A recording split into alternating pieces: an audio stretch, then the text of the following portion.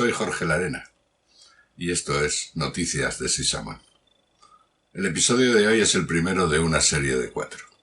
Su título, El inicio del catastro, viene determinado por el hecho de que la información que sale en él se inició cuando el Estado, una vez acabado con el sistema medieval de los señoríos, empezó a trabajar para poder cobrar directamente los impuestos a los ciudadanos.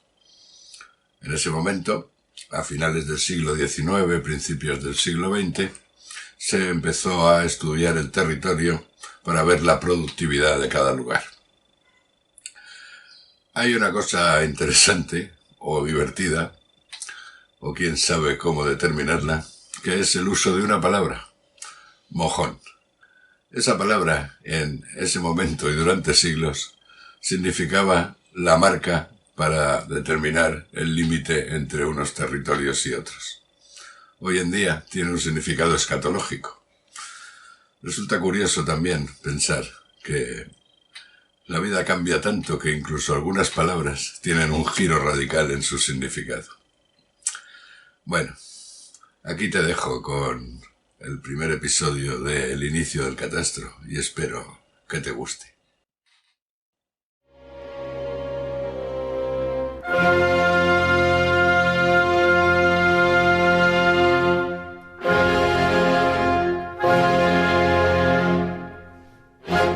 En el año 1837, después de más de 20 años de disputas, los señoríos fueron abolidos. Sisamón, después de casi 500 años, regresaba a la jurisdicción del Estado junto al resto de los municipios de España.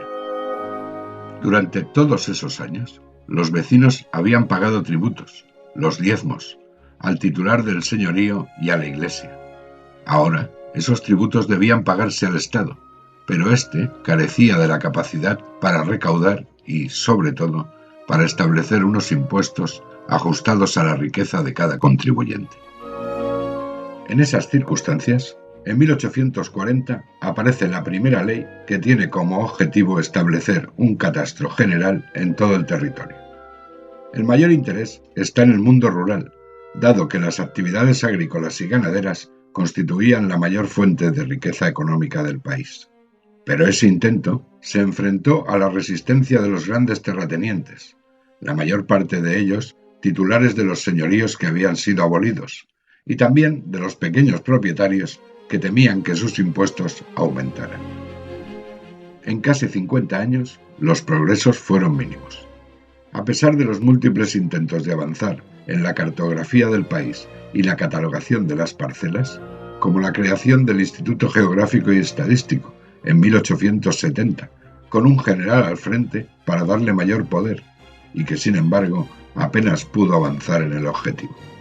Por fin, después de más de medio siglo, en 1896, con el cuerpo de topógrafos bien asentado y a través de una ley que fijaba como objetivo la delimitación de los términos municipales, el proceso arrancó y 3 años después, en 1899, la provincia de Guadalajara estaba a punto de alcanzar el objetivo, aunque otras, como Soria y Zaragoza, todavía no habían iniciado el proceso. El 21 de octubre de 1899, el jefe de la primera brigada topográfica de Guadalajara hizo llegar a las alcaldías de Iruecha, Villel, Sisamón y Algar un requerimiento para que determinaran la comisión de vecinos que debía participar en la verificación y, en su caso, la señalización de los mojones que marcaban el límite entre los municipios de Villel de Mesa y Sisamón, aportando también un azadonero para llevar a cabo los trabajos que fueran necesarios. Cada uno de los ayuntamientos respondió mediante el acta correspondiente. Por parte de Sisamón, los designados fueron: alcalde, Emeterio Aparicio; concejal, Gabino García; perito, Felipe Nieto; azadonero, Liberato Aragón. Y así, aquel viernes 27 de octubre, la comisión se puso en marcha para determinar oficialmente el límite entre ambos municipios. El inicio del recorrido se situó en el punto donde se encuentran los términos de Iruecha, Villel y Sisamón, del que tenemos documentada el acta levantada por el topógrafo Pío Fernández y ratificada por los vecinos de los pueblos implicados y el oficial de la brigada, José Miguel Marzal. Acta de la operación practicada para reconocer la línea de término y señalar los mojones comunes a los términos municipales de Villel de Mesa y de Sisamón, reunidos el día 27 de octubre de 1899 en el sitio denominado Los Encañados o la Cepa, los señores que en sus respectivos cargos y representación abajo se expresan. Se extiende después el acta en los formulismos administrativos y jurídicos antes de pasar a una descripción detallada acerca del mojón y del punto en que se encuentra.